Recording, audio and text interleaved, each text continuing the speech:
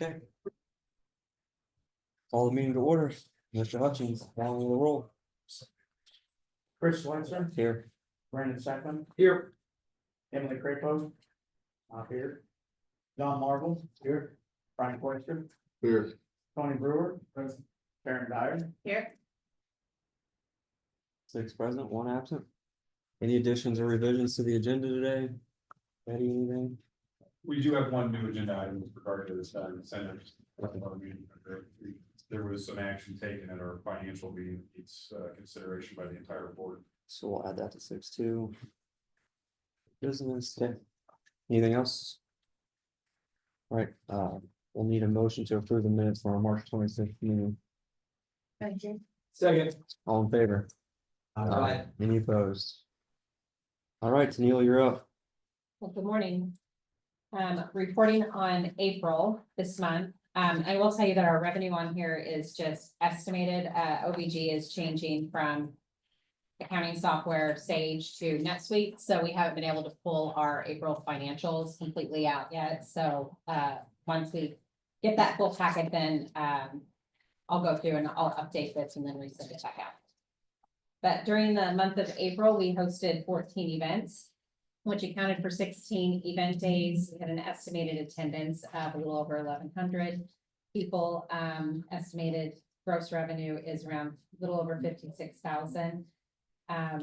Next page, you can see the events that we hosted in April. A lot of these are repeat business that we're doing annually, couple of them, a couple times a year. Going into the operations page.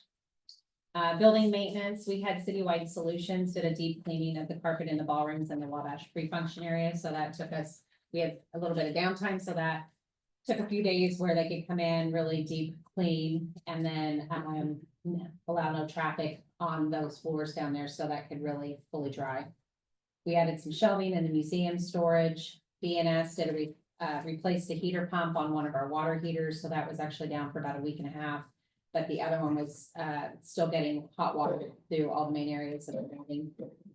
Everline restriped the parking garage on the 5th floor and repainted the bollards and the directional arrows in the garage. Had a couple incidents this past month. We had a hotel guest came in the evening, was pulling a boat, and you shouldn't bring a boat through such an arm. And so the arm dropped between the truck and the boat, and it ripped the arm off. We were lucky when the gentleman exited the garage because he had to stop at Cherry, and it allowed the arm to come down and then be able to raise back up again. So that one was just nudged a little bit, but we did have to replace one of those arms. 2 years ago, we bought a backup arm just in case. And so we had to replace that. And then we've now replaced our backup arm so that we aren't ever down. Annual fire inspection took place. We did need to replace some signage or add some signage, our electrical room and the mechanical room signage to identify that there's a fire riser in there. So we had some signs ordered and they've already been installed. And then we were also informed that we do need to do monthly fire alarm testing now. Before, I think it was quarterly, now it's now monthly. Our Ansel system in the kitchen, Ansel system testing took place, that was performed by Corson. And then we had some kids that discharged 3 fire extinguishers in the parking garage, so we've had to replace those. We usually end up catching, I don't think we've caught those, but anytime any kind of vandalism or anything like that happens, we turn that footage over to the police department. 9 times out of 10, we catch every one of them. So I think this is the only ones that we haven't caught yet so far. Sales and marketing during the month of April, we had 12 events go definite, which totals about $131,000 in revenue. The sales team is working on 44 tentative leads. That's projected at over 500,000 in revenue and 2,800 hotel room nights. And then they've got 12 contracts out. That's more than 180,000 in revenue and 335 hotel room nights.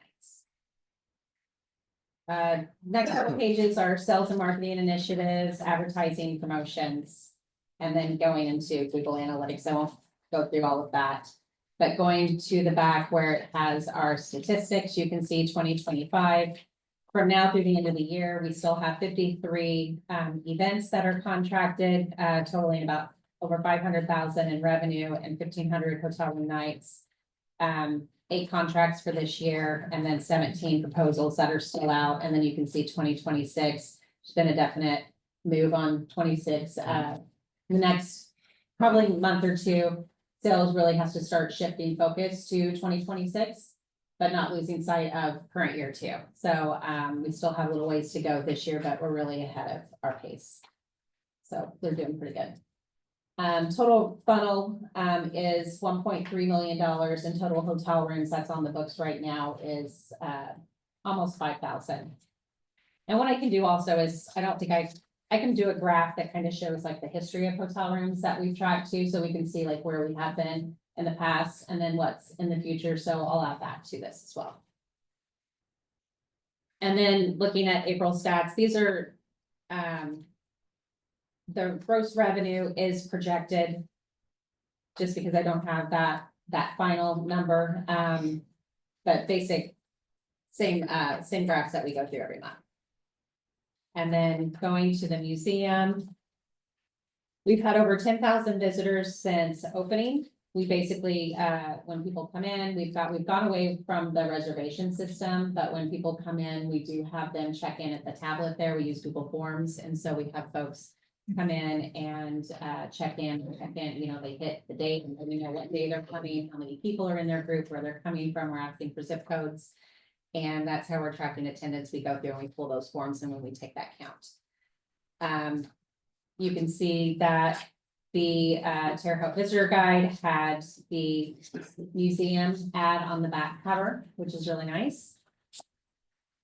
We've got a big stock of these downstairs that we give out also on the brochure rack.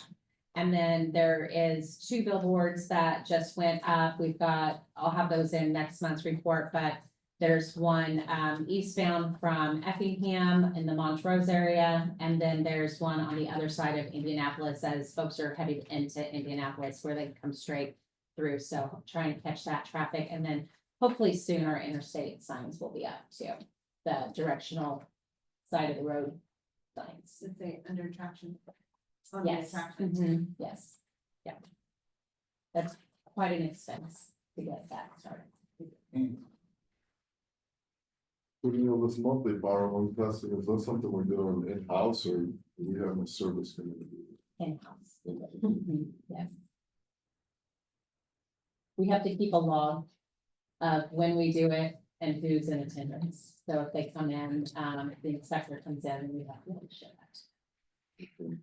Well, a few months ago, we talked about the casino and some, you know, the events they were hosting. I see they're marketing themselves as the Sycamore Event Center. Has there been any? What's your thoughts on how that conversation went? And have you seen any changes? I really haven't. I mean, I don't think it's really affected us very much. I mean, we have had a couple of small groups that have chose to go to the casino because they wanted something different. They've been here for a few years and they want to go there and do something different, because maybe it's what their attendees want. But as far as, you know, revenue impact, I really haven't seen a big impact to us, other than when it comes to like self-produced events, you know, our New Year's, Mother's Day, probably it impacted Mother's Day a little bit, but Mother's Day, we still had 500. 22, yep. So it's not been a big thing. And I think the biggest thing too, you know, when it comes to like educational conferences, things like that, associations, I don't think planners want to lose their attendees on the gaming floor.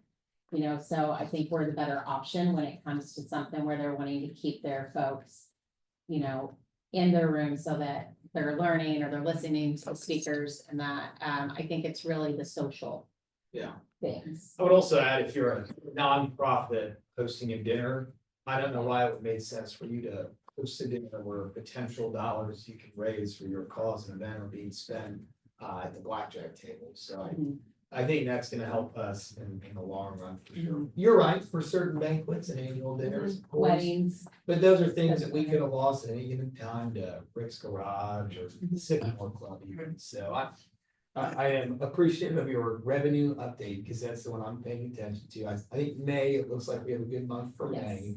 May. Of course, the summer months are coming up, which have historically been our slower months as a Mhm. board, and we'll keep an eye on that.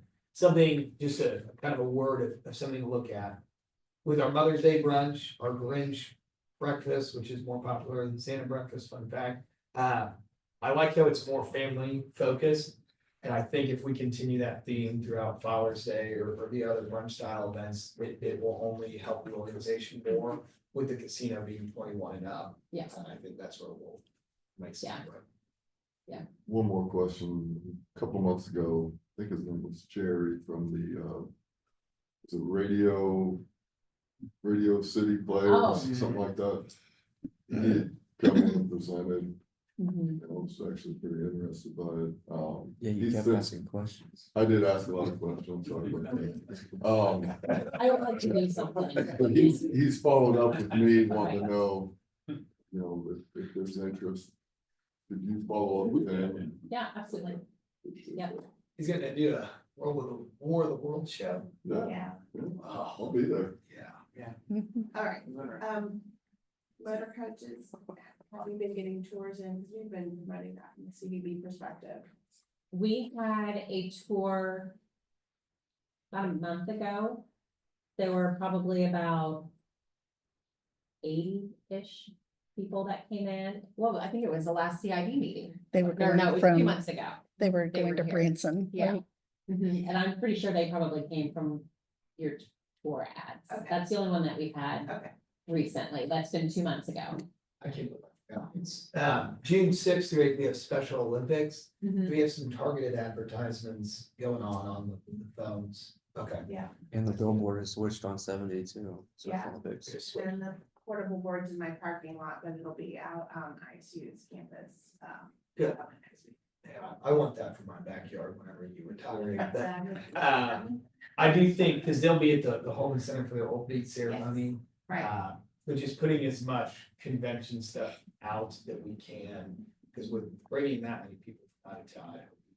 Well, they have their dinner here, which is. Yeah. Friday night, and then the opening ceremony's at home. Yeah. That same night. We can keep the museum open late for that. So we've only kept the museum open late where we can't open it, keep it late for receptions or anything taking place here, but for like sports related things, we have done that for like the ISU games, and so we can do it for the sports stuff. And then next week's the year anniversary of opening. What are you doing? We don't have anything, I don't really have a budget Okay. for anything. So CVV water, what's CVV doing? No, I'm just kidding. It's okay. Karen, can you talk about real quick? I know, probably prior to COVID happening, bus tours were the thing. Are those coming back? They are actually, so prior to COVID, Terre Haute was a really popular stop. They like to do tours of the Clapper Girl, all the stuff over at Clapper Girl. So they have the bake shop, they have the museum, and you could tour the factory. They like to go out to St. Mary Woods to the shrine and do the whole religious thing. They would still go to dough makers and buy stuff. I don't know how that works, but anyway, they did that. So there were things that they would do, and we're a really nice stop between a lot of places in Branson, and they have to stop so often. So when tour operators are looking to put together a tour, they'll pick Terre Haute to stop because, well, we're access, and then we're midway to a lot of places. That all stopped during COVID and is coming back, but the person in my office that used to do it retired. And we have been doing a little bit of advertising in that area just to say, hey, we're here. We've been advertising the Larry Bird Museum specifically as a new asset. People call our office, they're kind of interested in the casino. they wanna know the things that they can do, they wanna know where they can park. I've got a group in a couple of weeks that wanna park downtown. Where do buses park downtown? So there's a few things that I'm trying to work out with downtown Terre Haute folks, because I'm not downtown. So where can I park two big buses that wanna come for lunch? So we're not necessarily always a place that they're coming to spend the night, but they're coming here to spend time to do one activity or go to lunch or something like that. Which the weekends are, so for example, this past weekend, the CBB, which great job, by the way, with the middle school track and field tournament. Ed Jarvis, Terrence South reached out. We did a quick street closure, but we also parked all their buses away from the track. So families could park at City Hall and the county courthouse parking lot. That option is really only available to 4 p.m. Friday to about Monday morning at 6:30. But it is something that we're starting to think about more. I bet a conversation with Indiana State needs to happen specific to parking, and then the lot. Is it D or G? It's across, right next to the Clapper Girl building. Oh, yeah. to Well, it's, the North. don't they rent it? That's where they told us to park buses in the back part of that lot in the gravel section. The east side of the Holman Center. But bus unloading and things, you know. So what do you do when you got a group that's here for an hour? They want to eat lunch, you could park them someplace else, but they need to unload, so. You know, something sort of, as you're thinking about stuff on Wabash that could happen. So just last question, then we'll wrap that up. But do some of those touring buses account for some hotel nights, or is it just a stop for 5 or 6 hours a day? It could, it depends on what kind of tour they're doing. So right now, I'm just seeing it as a stop through Terre Haute, but I don't know, I haven't gone to any of the bus conferences, there are such things. So I'm still, this is an area that I haven't really explored too much. Jeremy Weir from NPR. So we have ads in Group Tour Magazine and ABA, which is American Bus Association, and these planners plan these things out years in advance, so. All right, any other questions for Tennille? Is there anything that you want to go over in March or anything, Tennille? Or we all have that stuff, so it's fine. No. Okay. Anybody, anything else? Kyle, are you online? Yes, can you guys hear me? Go ahead. All right, thanks for having me. This is Kyle Carlson with Baker Tilly. So looking at the April expenditures on page 2 of the cash flow, expenditures were quite low in April at about 9,900, and the ending cash balance at the end of April is just over 4 million. And then jumping into May, your guys' food and beverage tax collection in May was 299,000. Up from May of 2024 of 285,000. So far in 2025, food and beverage collections are up 4%. Also, you received both county distributions, so a total of 500,000 in May, and you received the CVB May distribution of 125,000, and we would expect to have the city distribution in June. And I believe, and then I believe the mayor is going to make a couple motions on how to tweak the cash flow, but I didn't know if there was any questions beyond that in the cash flow. So you prefer that I do that during your theater updates? We can just do it, if it's okay, we'll just do it from new business. So just for the board, after reviewing the cash flow, one specific line item, I think this board has done a wonderful job of keeping an amount each year for capital expenses. We historically have not seen that in government, frankly, not just in VUCAT, but really the city and across the state. What this board has done is we always keep about 10% of expected revenue in a capital expense line. With the support of the board, I would like to move that to theater capital expense. The reason being, we're hitting the 6-month mark of the year. While we don't anticipate any major capital expenses, if it were to happen now, you could post it in next year's budget and still do the work and receive that invoice then. And by moving the current capital expenses line for this building to the theater, that would give Commissioner Schweitzer a little bit larger of a budget to entertain some smaller repairs to the theater and begin to get that ball rolling. The city and the county will be a part of a developer conference in July. We're sending an invite to about 100 developers across the Midwest and nation to come into our community, look at mixed use opportunities, commercial opportunities, hopefully even some more economic development. But something I would like to have as one of our opportunities for investment is really keeping the facade of the theater being our #1 priority, and then looking at theater management or mixed use, with the core principle being that you keep that historic facade. So with that, I think it makes sense to allow Commissioner Swester to begin to look at some quotes.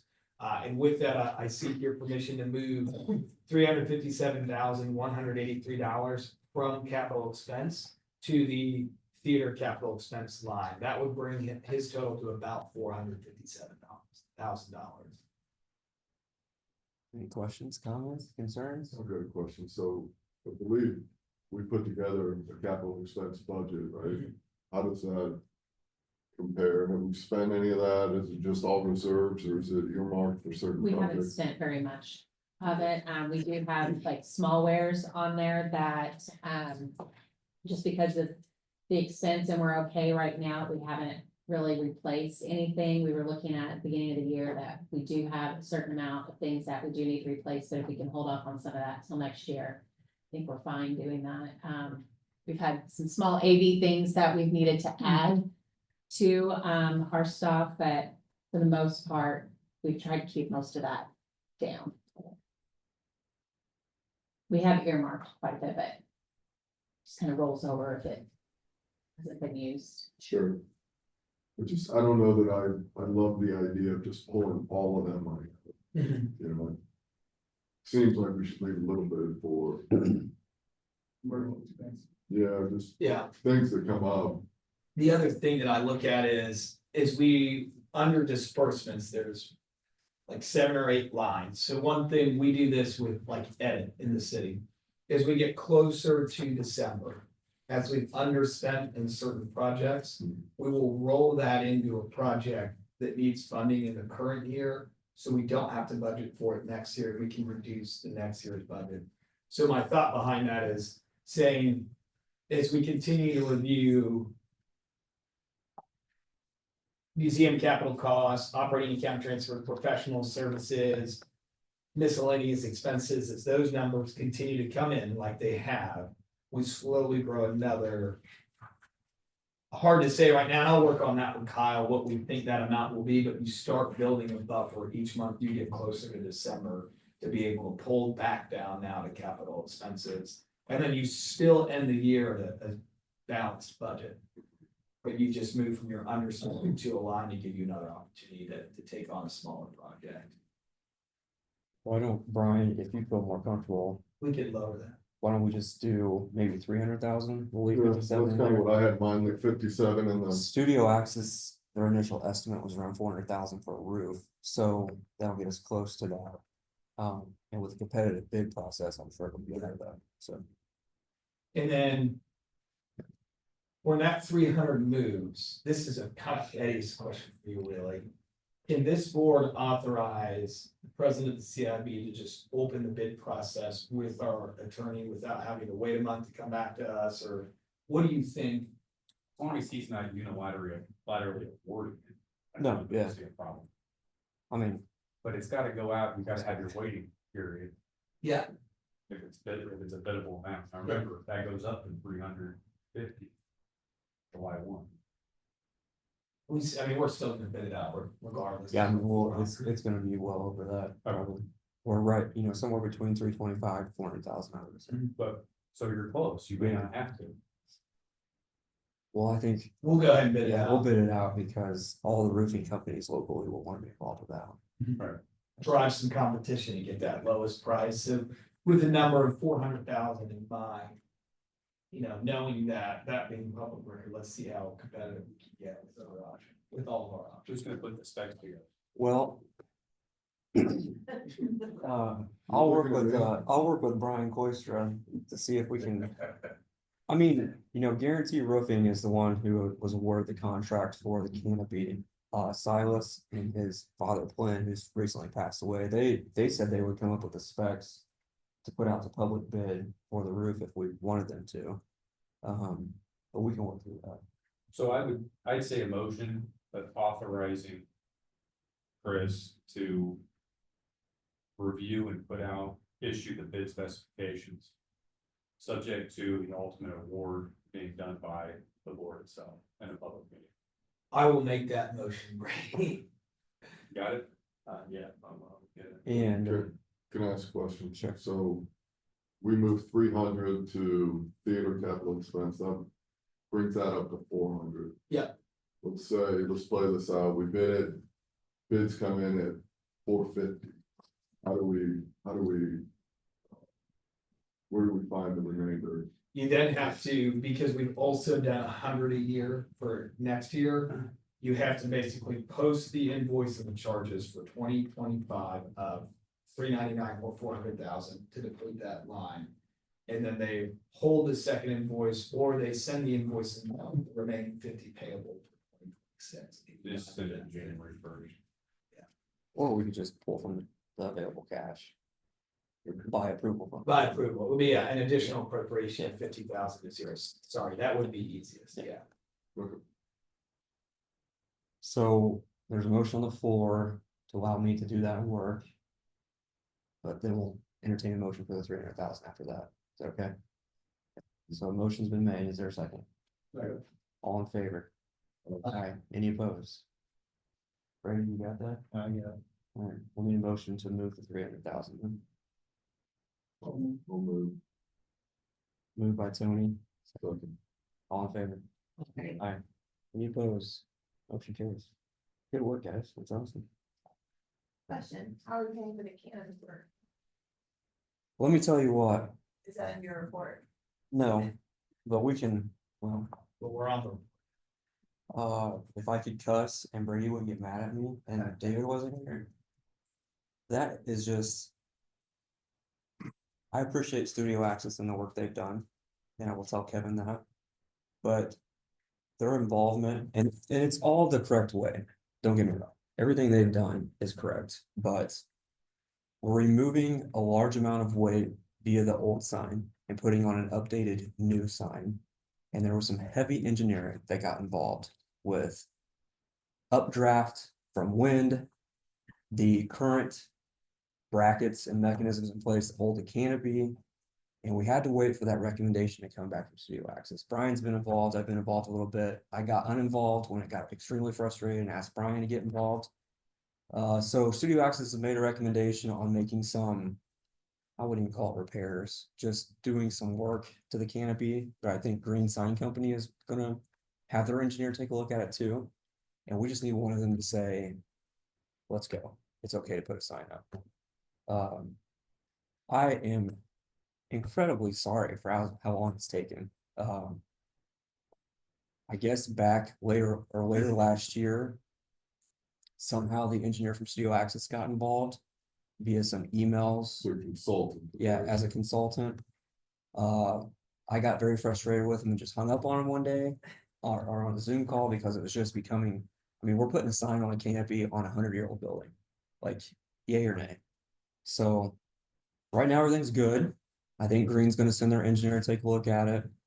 I think even still with what Studio Access's engineer has said, we're good to go.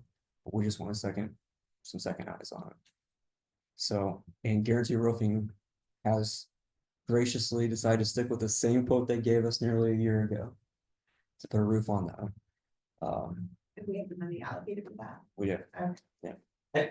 Chris, I think it's honestly commendable what you've been through, but it's a good foreshadowing of how this board should anticipate pretty much any construction going with a 100-year-old building. Oh, for sure. I mean, we are doing the same exercise at Ready Park. Every room, every old pipeline, I mean, don't get me started on HVAC for a 100-year-old building, so I think it's just a simple foreshadowing of how complicated the building is going to be at large, which we all recognize, so. I don't think anyone holds it against you, because we all recognize that. Well, Difficult task. the weight has been the biggest issue for that new sign. It's LED, obviously. It's a little less than the old sign, but the roofing and the amount of rubber roofing that's been put on that canopy over the years needs to be completely removed. And then we're gonna put a new layer of roofing on it. That's substantially less than what we're taking off, but still, these engineering folks. Whew, it's been rough. So. But thankfully Brian's gotten involved and he's a little bit more gruff than I am, so. He let him know. I haven't hung up on it. That's good. There really is no updates on the theater, just still working through that, you know, still we have no running water there. I had that shut off in the winter because obviously old pipes and stuff like that and several leaks. That's up, yeah. No, the first week of June, they're coming to that. It's just a gate and 2 poles. There obviously is a homeless issue around the theater. Around the, 7th and that whole area. Brandon and I have discussed it. We just want to make sure they're not getting back behind Indian Landmarks building and hang out back there. There was a pretty good homeless encampment there. I think Rob knew about it and was kind of okay with it, which was fine until they started to do some damages behind the building. But there's a lot of people that sleep under that canopy around that area. We have worked with that group. The group has gotten smaller. Some of them have taken us up on services. And the ones that currently remain, there's not at all a criminal, or honestly, even from a trash perspective, it's kind of one of our more cleanlier corners. They've done a good job helping out with that. So, my kind of take on it, I know this has been a discussion at the Supreme Court, at the state level. If the city and county were to say, hey, we're gonna criminalize this at the local level, the jail issue would be just further compounded. Oh. And, from a law enforcement perspective, when we deal with what we deal with in the city of Terre Haute, this sounds bad. There are some larger criminal problems that we are putting most of our attention on. So kind of our mindset is we'll continue to work with them, get them the services we need, get them the services that not the city offers, but the federal government and nonprofits offer, and kind of work it one-on-one for the board's understanding. One conversation, one kind of case with one homeless individual can take up to 10 hours in one day. So with the population we have, it is a slow process. Jerem, as well as Chris on that social worker team, the one-on-one engagement just eats up a lot of time. So we'll continue to chip away at that, but there's no good way to handle it. And I get that. I understand it's downtown in our city, but we're looking at all options, short of throwing the problem, frankly, onto our sheriff and our county. We don't want to do that. One of the gentlemen, Kind of organized and like, they work together. There are certain groups within the community, yeah, that I've learned. There's a couple of pocket groups of 4 to 5. They do have some formal structure actually, and they have some leadership too. They've got a couple of guys who will go out and disperse the message of like, you need to clean up. We have done a lot of camp removal in the avenues downtown and some of the wooded areas. And every time we go, we work with them one-on-one to help get them relocated. So it's actually a pretty sophisticated process. And then we do have one-offs who are not a part of anything. Yeah. Frankly, experiencing some mental health challenges, so. one of the gentlemen actually I've exchanged phone numbers with. Yeah. Who keeps an eye on the theater for us. He sleeps on the bench out front. So. Anything else on the theater? The reason for the fence, and I sent the email a couple months ago, was to detract or prevent those people from going behind Indian Landmarks building. There's a small alleyway back there. That collects water, but it's a great place for an encampment if you wanted one. There was one heck of an encampment back there. In the air, on the ground, all kinds of stuff, so. That's the reason for the fence. And that expense will probably come next month. Small boys. All right. John Marble, Larry Bird Museum. As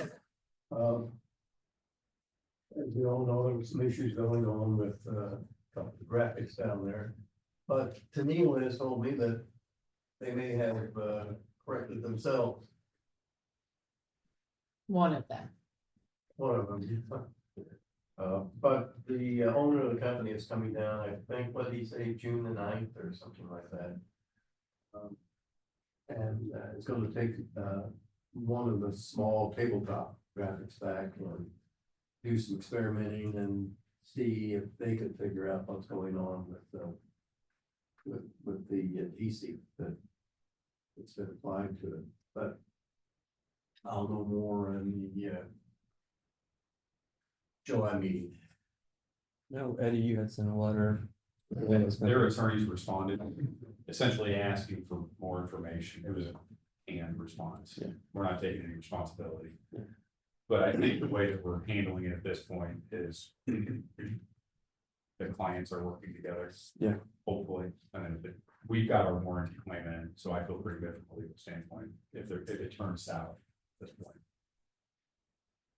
The fact that their owner's coming down, I mean, you view that as a indication that we got their attention? I think we have, yeah, he's the one that said, I'm not going to extend the warranty, so he's the one that can say, yes, it's our problem, we'll extend the warranty. And basically, that's what we're looking for is, you know, we paid an awful lot of money for that stuff and yeah, one of them in particular, back there in the corner, is kind of embarrassing for people to come through and see all the bubbles and lumps. Sure. I'm surprised that they responded the way they did, or they're trying to do something still. You know, whether that's buying time or not, but they've got a lawyer involved, and typically the lawyer's gonna say, stop communicating. What do you guys always do? You know, we make more money. Than Well, you know, Terry Conley and I, and the former attorney, we grilled several of these, we vetted the companies extremely well. So it kind of surprises me that, but up until this point, or that point when they really started that, they were easy to work with. We've got this problem, take care of it. So they load up the truck, come down from Chicago. But a museum builder, Chicago was the closest that we could find anybody that had any kind of credentials that would do the job. So it's not like calling somebody on South 18th Street to come in and repair the job. Well, hopefully they come in, make the repairs, stand on their word. I don't envy your position. Anything else, John? I'm certain. Okay. Eddie, legal matters? Other than, okay. New business, I think the officer and committee appointments, that shouldn't be on there, unless there's something. Okay. 6.2, we had talked about. Yeah. Yep. So I've been working with Tamil, understanding, relearning and getting this here. They have two incentives. And then Tamil, feel free to hop in if needed. There's the qualitative incentive fee up to 25,000. That's assessed on a performance criteria, which includes achievement of economic impact, achievement of annual events, community stakeholder involvement, repairs, maintenance, capital planning, quality of management operations and food and beverage services, as well as customer satisfaction metrics. The second incentive is a financial incentive. They have a formula that they use that goes over food and beverage revenue, gross total revenue for the facility itself, and then it subtracts out food and beverage revenue to basically show what I call the true revenue of the convention center.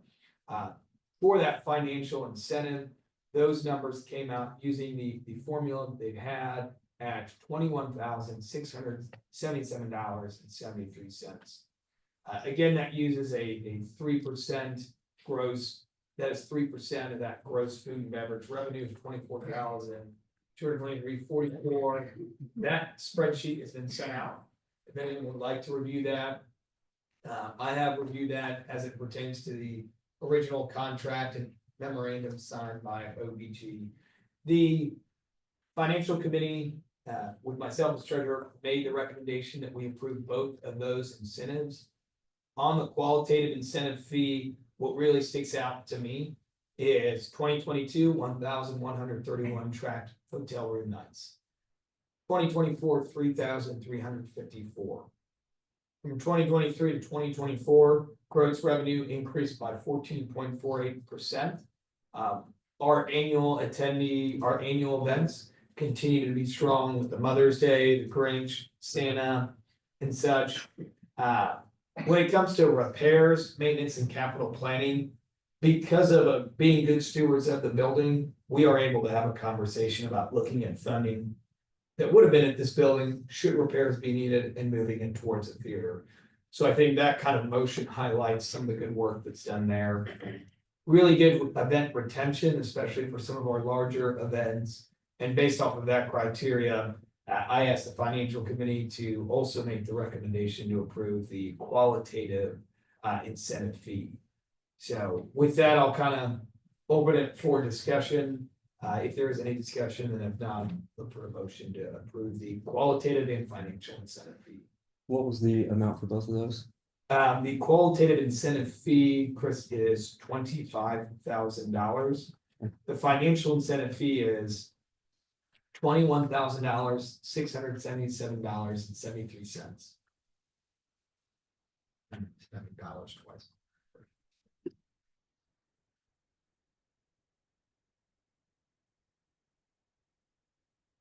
Discussion? Comments? I'll start. I mean, it's been a few months since I've looked at this, because I think it was presented in January, February. I agree with the mayor. I mean, the quantitative part is pretty cut and dry. It's based on some predetermined revenues, costs, spits out a formula, and it kind of is what it is. So I'm supportive of that, because I think that's the deal we agreed to, and that's the result. The qualitative piece,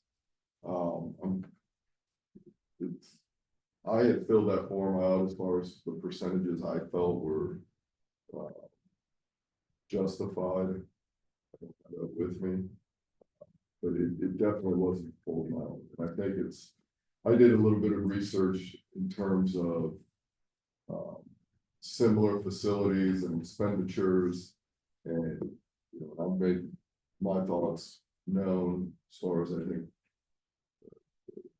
the convention center and the CIB could benefit from a little belt tightening in terms of expenses.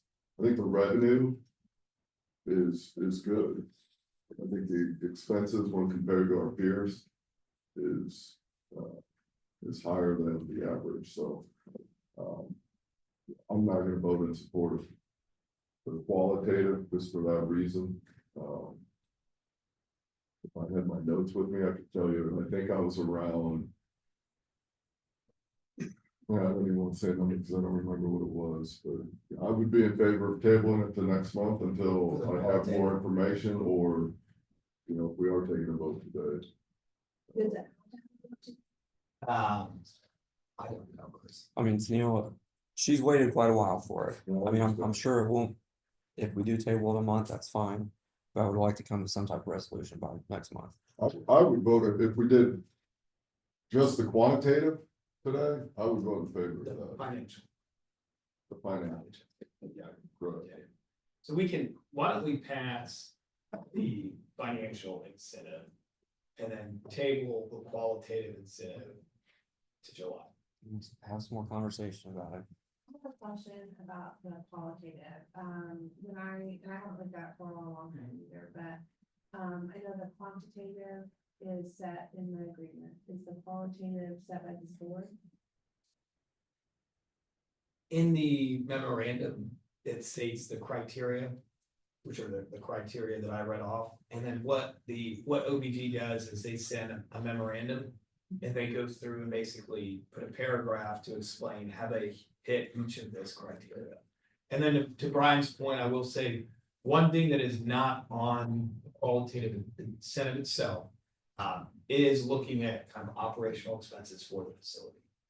both of these formulas are set up based off of one revenue, and the other has these 6 metrics. But we did look at other facilities.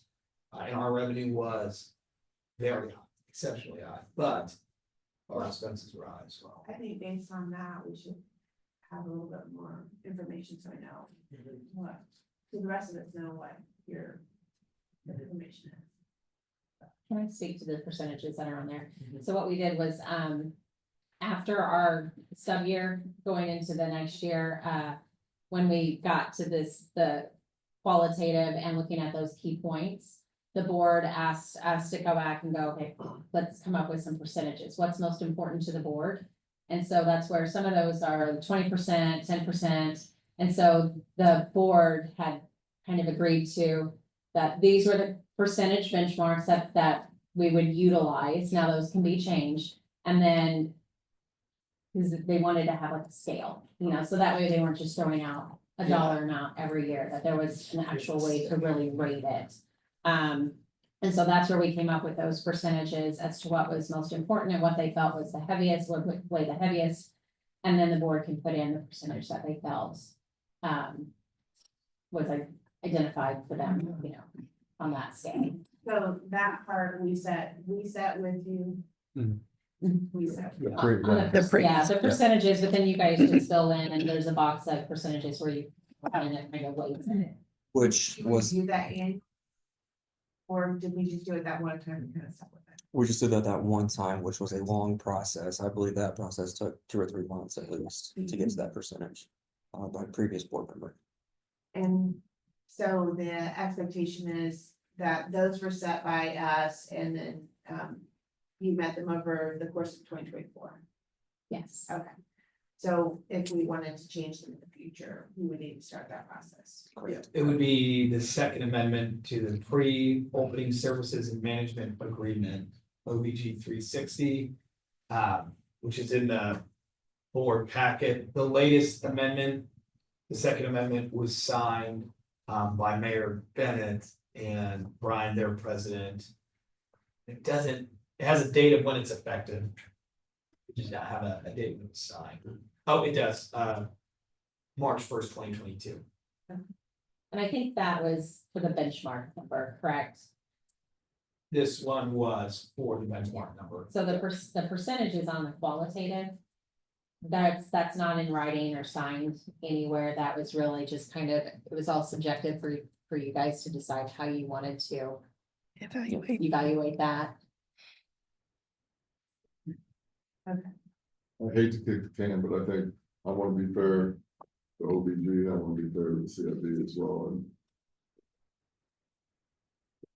I'd like some time to take a second look at the qualitative piece. Can we make a motion to table both?